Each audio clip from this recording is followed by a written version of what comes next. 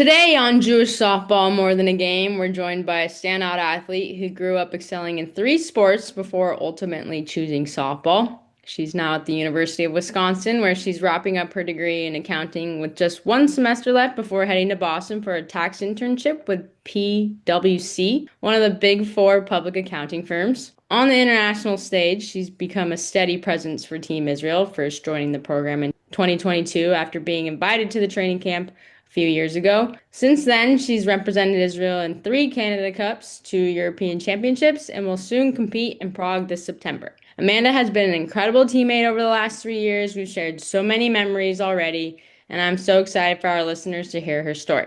Amanda, how's it going? Thank you for joining us today. Everything's great. Thanks for having me. Happy to be here. Yay. Hi, Amanda. I am gonna kick us off with the first question today. So you grew up in Colorado, Denver area? Yeah, like right outside in Greenwood. What can you tell us a little bit about your childhood and did Judaism play a large role in it? Yeah, so grew up celebrating the holidays. We went to an Orthodox synagogue, but I would not consider my family Orthodox at all. I went to Sunday school, learned the Hebrew alphabet. Can't say I still know it, but I learned it at some point. And like I said, just celebrating the holidays. I had a bat mitzvah. Both my parents are Jewish, so that they grew up Jewishly and in different ways. But yeah, all my siblings had bar and bat mitzvahs. So And how many siblings do you have? I have an older brother, and then my sister is the oldest, so he's in the middle. My brother's in the middle of us, and then I'm the baby. Nice. Me too. Love being the baby. And you, Maddie. Yeah, but there's only two of us. But Yeah. did your bat mitzvah have a theme that you can share with us? I think that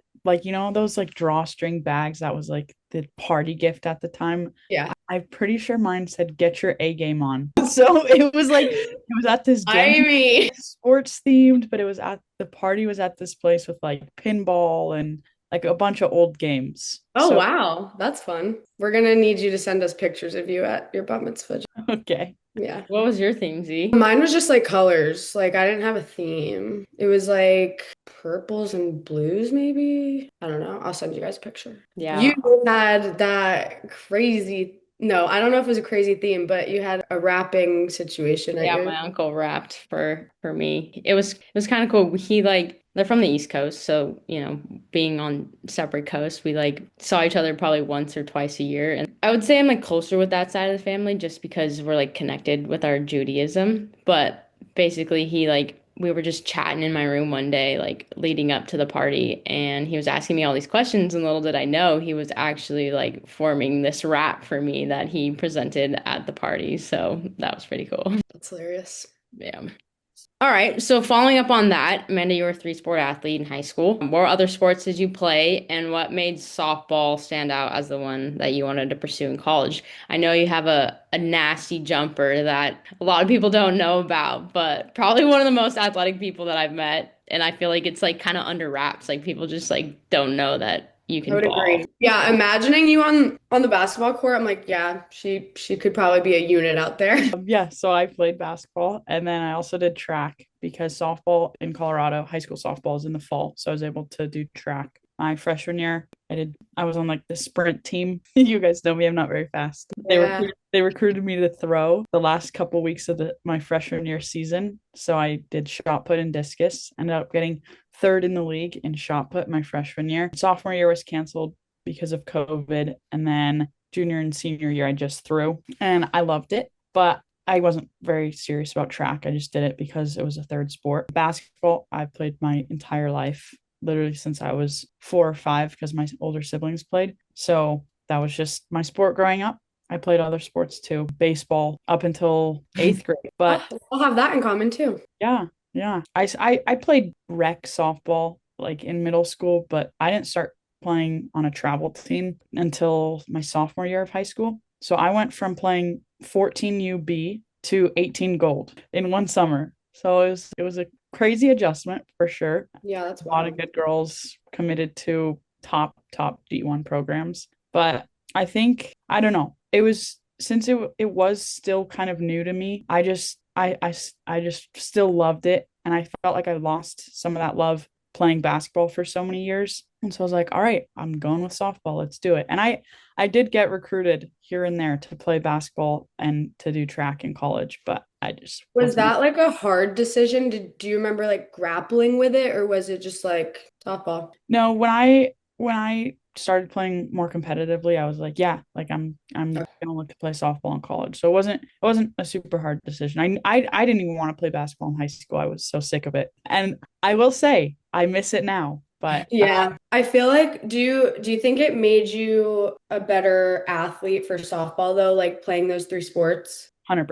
Because Yeah, I feel like now, like I've said this before, one of my regrets, one of my regrets is quitting basketball after freshman year. And I also think now with the younger generations, how crazy they are in terms of one sport and like burning that out quickly, like for like trying to get to college, like it's all super serious now. And I think they play too much, like travel ball and stuff. So I feel like it's good for people to hear how beneficial playing multiple sports through high school is, in yeah, my. percent. I just think it's when you're only playing one sport and focusing so much on that, it's almost too much time dedicated to one thing. I think it's important to one, make different friends, and two, just play different sports, get different skills from each sport, and then bring that to the one that you ultimately see yourself doing.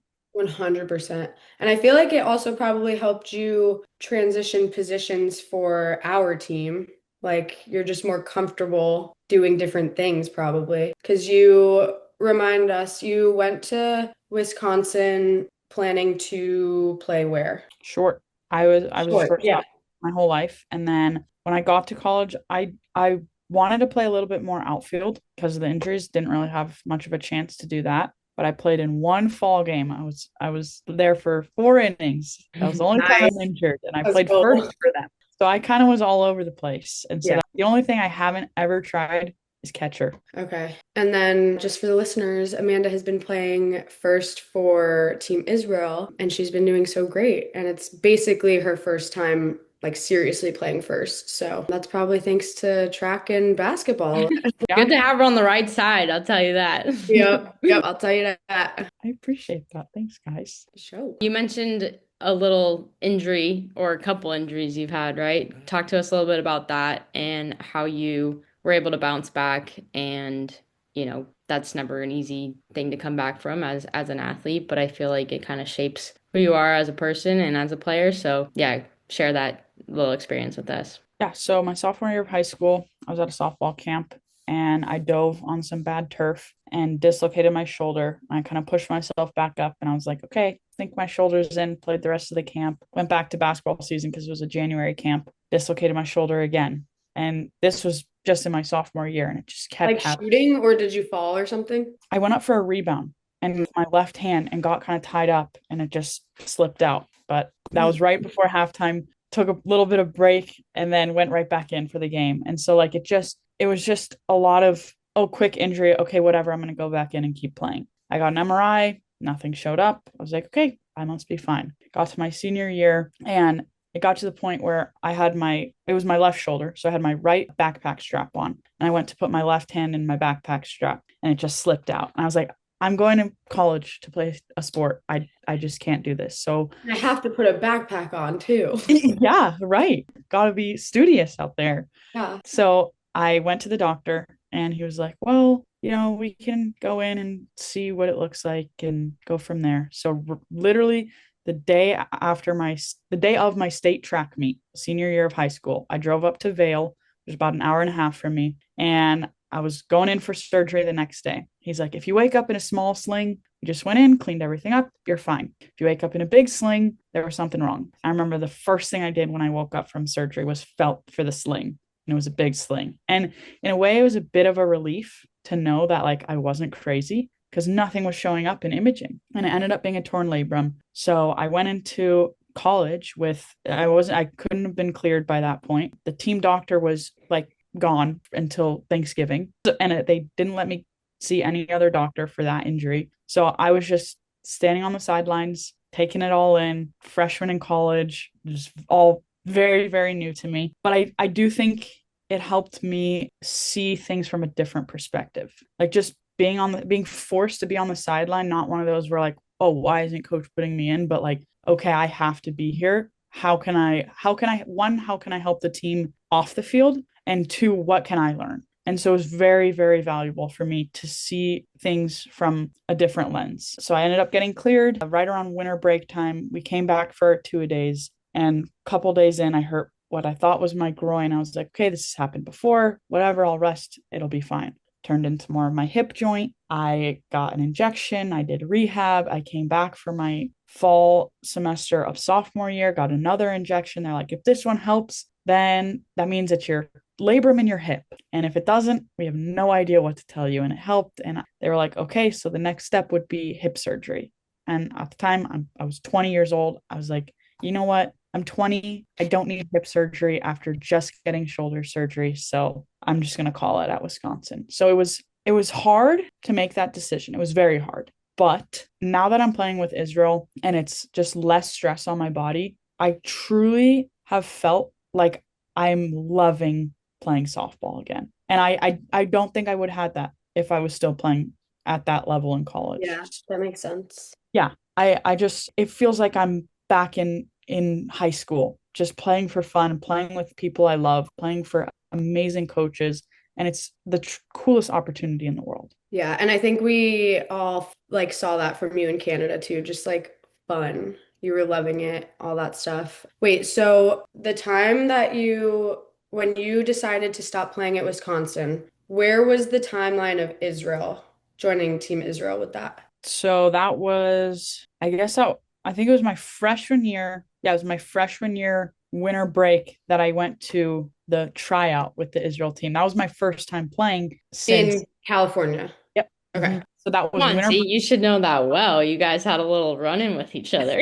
I know. I know. We're gonna get to that. Yeah, I so got the that was. Amanda's nose. Yep. Yes. Still got the scar to prove it. Yep, I'm with her forever with that scar. Okay, so you joined with Israel before you were ever thinking about quitting Wisconsin. Yeah. And then what made you stick with Team Israel? Because I think a lot of people would have just quit both, you know? Right. I mean, it's such an incredible opportunity. There's not very many people that get to play for a national team, and definitely not a lot of people that get to play for Israel. And I'm proud to be Jewish, and I am even prouder to be an Israeli citizen now and to represent Israel because, like I said, very few people get that opportunity. And so it's that aspect of it, and just how much fun I've been having. It's yes, there's pressure to perform, but it's not at the level that I felt, and I put a lot of pressure on myself in general. But playing for Israel, there's bigger things that are going on more than just, oh, how did I do in this at bat? There's bigger things in this life that are way more important. And so just putting it into that perspective has really helped. Yeah. I also think it speaks a lot to like us having this opportunity the older we get, I think speaks a lot to how the game is evolving and like the opportunities that the younger generations are getting now with the softball leagues growing. Because I was telling my dad today that I feel like I'm the best softball player I've ever been today. And that sometimes that makes me sad because, college is over for me. Like being exposed is over for me. So I think it's really great for people in our position to get to like keep playing and becoming a better athlete because a lot of people our age just have to stop after college. So Yeah, it's a very good point. So Adam Glickman emailed you about the camp, right? And for the December training camp. What was your reaction? And, given the, not necessarily the pressure, but like obviously playing for the Israeli national team comes with some responsibility, right? So what made you say yes? Was it, did you have kind of a conversation with your parents to think about it? Or was it like, no, I'm in? I was so excited. I was thrilled because I went to Maccabi the summer before the USA team, and I wasn't playing because I was in a sling, but I'd already paid for the trip, and I was like, you know what? Why not go spend 3 weeks in Israel? So honestly, I have no idea how he got my information because he nobody saw me play in Israel. he But probably blocked rosters and was like licked. We're always yeah, on the prowl, Jewish yeah, lift. Yeah. yeah, there you go. You got it. Yeah. So when he sent that email, because I was already talking to my parents before he sent the email, I was like, how do I get on the Israel national team?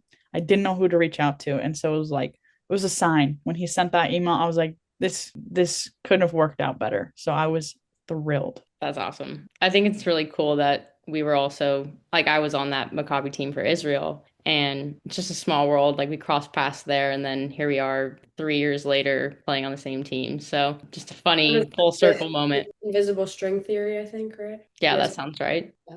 And Um, so now you've played in three Canada Cups. You played in the U22 European Championship in Poland last year and part of the Netherlands for the women's. Do you have a favorite memory of a game that stands out or, anything like that that you share immediately when people ask, being on the team? I mean, the first thing that pops into my head is the New Zealand game last year when I was up to bat, and the mom in the stands was like, "Come on, Amy." And that, so I can't forget about that because now everybody calls me I Amy. don't think any of us can forget about that. But I think the most impactful was last year in Canada when we had all the protesters. I think that kind of summed up Israel softball because we were so poised in that game and it brought us even closer together. And even though we didn't win that game, it didn't feel like the score didn't reflect what the game felt like. And I don't know, it puts it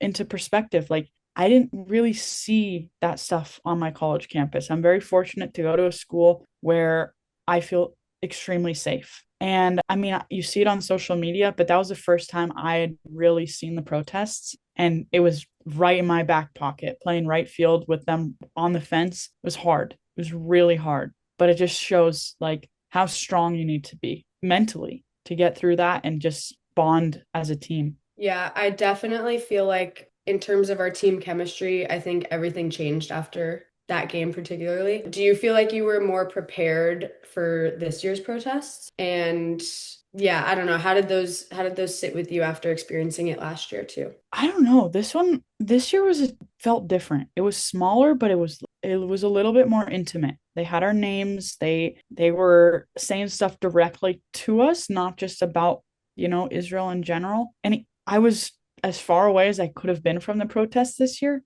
but I don't know, it almost hit me harder this year. Yeah. I felt like I was on the field, but playing a different game. It was just, I don't know, it was very strange. Even though there was a smaller group, it was very strange. You would think last year would have prepared me, but I don't know, it was different. I agree 100%. Yeah, I think we all kind of felt that way as well. Like, even though the three of us had all experienced it in 2024, we kind of knew what to expect as they started to like walk up and, have the signs and have the flags. But I think it more so hurt me more for like the girls that were experiencing it for the first time and like the younger girls especially. We're a little bit older and a little bit more prepared for that, I guess. Just, where we're at in life. But for the ones that are still in high school, it's like, how do you even help them wrap their head around that?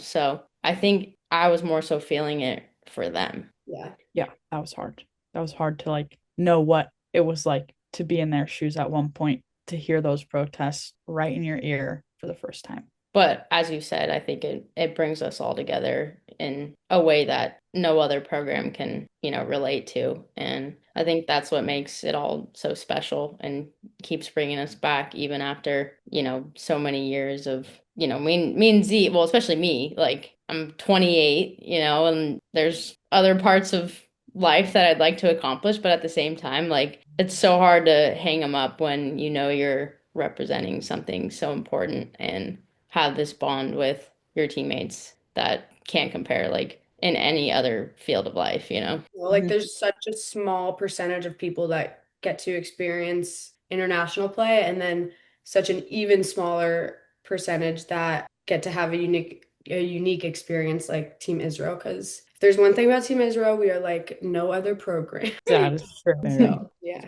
So going off of, all of that, let's bring a little bit positivity back into this. Not that it was bad. I mean, that's all important stuff, but we get to play against some of the best competition in the world, especially at the Canada Cup. I would say that that's probably more competitive than Europe. I mean, obviously, Euros are always, it's a little bit different feel, but, in Canada, you get to play Canada, you get to play Colorado team, you get to play New Zealand, Japan, all, yeah. Who would you say is like the toughest pitcher you faced? or just overall like, one of the best players that you've played against that, that stands out? I mean, I can think of a few. The Japan pitcher. I mean, I've never seen movement like that on a ball in my entire life. We in college, we would set up the hack attack on like just ridiculous, super unrealistic pitches. And, it would have a crazy break. But that pitcher, her ball would break like two or three times in one.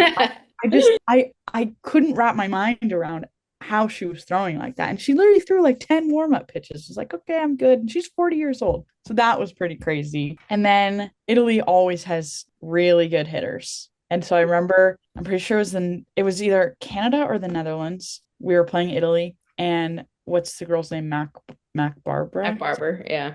I was playing right field and she hit a line drive to the outfield that literally almost knocked my glove off. And I was playing like 10 feet from the fence. Did you catch it? I did. Yes. But yeah, we've played some amazing softball players. Yeah, yeah. I think it's just also fun and it makes me like feel that like you can compete with these people. You know what I mean? Like we're on the same field as like Olympians, right? And sure, maybe, if we were trying out for the USA team or whatnot, like those opportunities wouldn't come. But like we put up gritty fights against like some of the best teams that will go on and play at the World Cup or you know what I mean? Like I don't Yeah. know. It's just really cool when you put it into perspective like that, we can very much hold our own when it comes to playing And against. also like little games within the game, like and like tiny wins. Like I think we're all really excited when we get freaking Erica Piancastelli out or whatever. Like when I get her out at shortstop, like a rocket off her bat, I'm like, that is a win for me today. Or for our pitchers, like making Mac Barber or Erica like pop up is awesome. And back to what you said, Maddie, just the evolution of our team against those teams 5 years ago to now being competitive every game and like gritty every game is really, really cool to see. So, Yeah. When people ask me like, "Oh, how does the tournament go?" And if we don't place or we get out early, I always say we beat the teams that we should have beat them well, and we lost to the ones that should have beat us, but we played them well. Like we yeah, are always exactly. playing those teams really well. I genuinely can't think of a time that we haven't played one of those good teams very solidly.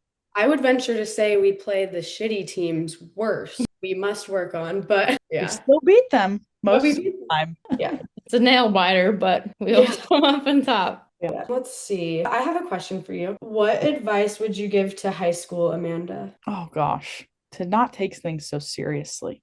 I I had love so much pressure on myself, like a ridiculous amount. I was playing girls that, to be quite honest, weren't even good enough to play in college. And I was putting so much pressure on myself. And so just to play one more high school softball game with no pressure, oh, I would kill for that. And just in general, just not take things as seriously as I always did because there's so many greater things in life to see and do than to take high school softball so seriously.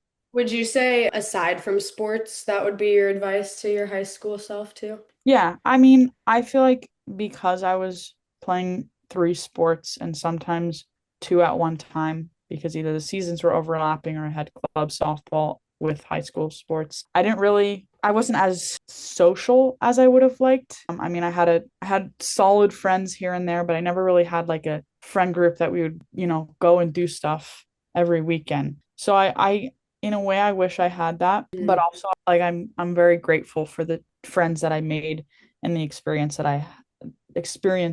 that I had playing sports. Yeah, and I think life is all about the trade-offs. So who knows if you gave way more time to social experiences, which we all want, who knows if we'd know you right now? Very true. Yeah. Yeah, good Yeah, point. I feel like I was kind of the same way. And even now, like The phone was real. you have to make sacrifices, right? Like it's all part of life and prioritizing and figuring out like, if I don't go to this dinner with friends tonight because I'm deciding to go to the cages or something, like it's for a reason, right? And you ultimately have a goal in your mind on why you're making that decision. And it sucks. Like, on my podcast, I remember I said I like envied some of my friends that have more of the freedom to just like do whatever they want. But, you kind of, in order to get to this level, you have to have the discipline, you have to have, the self-respect to kind of say no to some things and, hope that, down the road it's going to be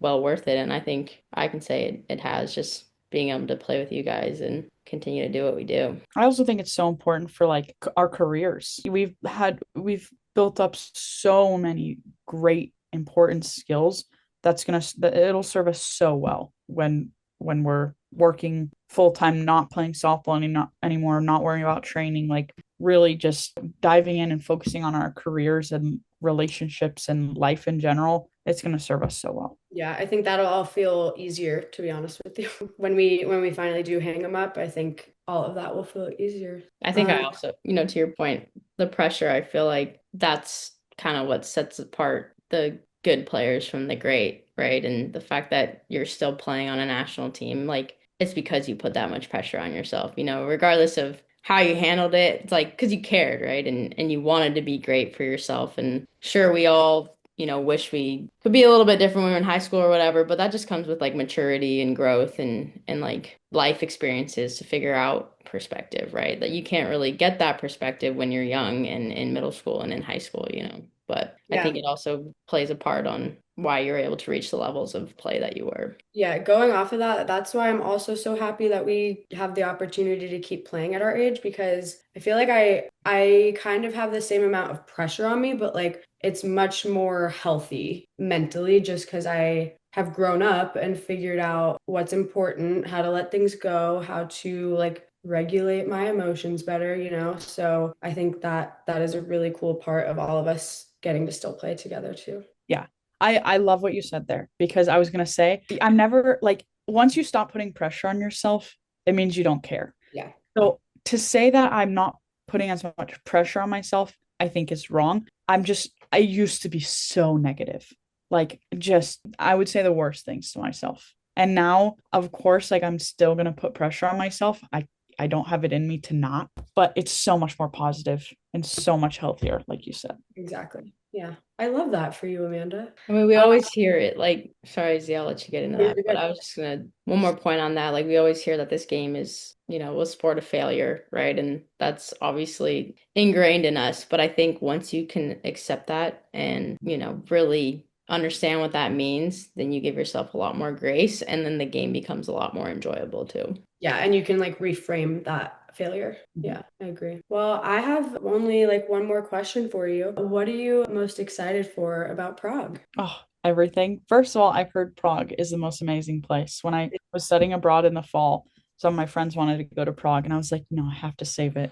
I'm gonna go somewhere else that weekend because I know I'm going, and it's gonna be an amazing trip. So Amanda, I that is some loyalty right there. Wanting to experience it with us. Oh my yeah, God. yeah, no, I'm thrilled to be in Prague. And after Canada, like I was kind of on the fence about that tournament, and I'm so glad I went.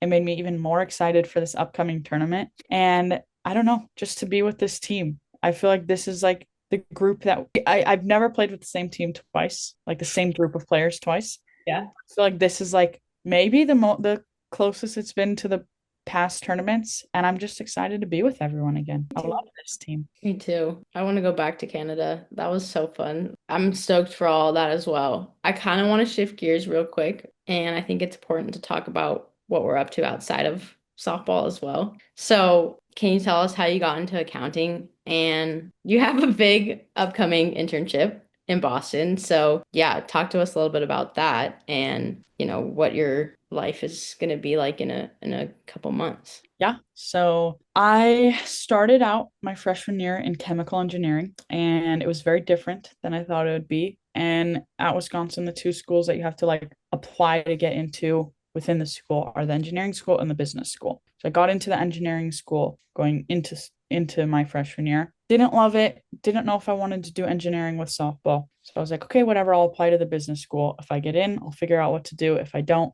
I'll figure out what to do. So I got in and I took an accounting class the summer before my sophomore year. I was like, wow, I like numbers. I've always liked math. Maybe I'll just give accounting a try. And it was hard. It was a lot of material in a short amount of time. and over the summer. So I didn't love that. But I knew that like once it clicked, I was just gonna fall in love with it. It hasn't clicked yet because it's a lot of material, but I still see the potential. I haven't lost hope. Posted on that. Yeah. So then I'm doing a tax accounting internship in January in Boston. I'm very excited to be in Boston. And honestly, I am so looking forward to it. I know they're not going to like grind us to our wits' end at the, working super late hours. They want us to come back. And I'm excited for a routine. The thought of like going to work, spending time there, like doing something that is somewhat interesting to me, and then going home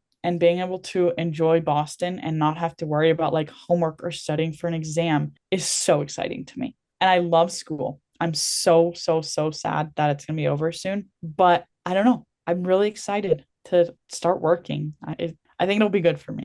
You have so many fun things. I can't relate. We don't want to work. Yeah, we're still unemployed. Wait, no, I'm Z's not unemployed. though, actually. I'm a jack of all trades. I've got some things here and there. She's got a lot of side gigs. I've got some side gigs. Side gigs are good though. That's how Yeah. you rack up the money, just doing a bunch of things at once. Nobody's Yeah. gonna be able to stop you soon. Well, you have a lot of good things ahead of you, and I know you come from a really good family too, and you're just so level-headed, and I'm excited to see where you go in this world, and it's been an honor to be part of the last 3 years, and I hope we can make more memories in the years to come. Yeah. And I'm gonna come visit you in Boston because you'll Yeah, we're going to Boston. Yeah, please, anytime. I'm gonna need friends out there. As long as we can go to Fenway. It's on the bucket list. Yeah, I need to get that one. I maybe only have 7 on the list so far, so I need to get to work. I have not been to that many, which is shocking. Yeah, same. And maybe we should all do that together. I mean, I'm down. Down. I have a couple friends in Boston actually, and my cousin is there. So My cousin is there. my cousin's there. Family reunions plus Amanda. Yeah. You've already met some of my family, Amanda. I have, yeah. Some of my cousins. Yeah.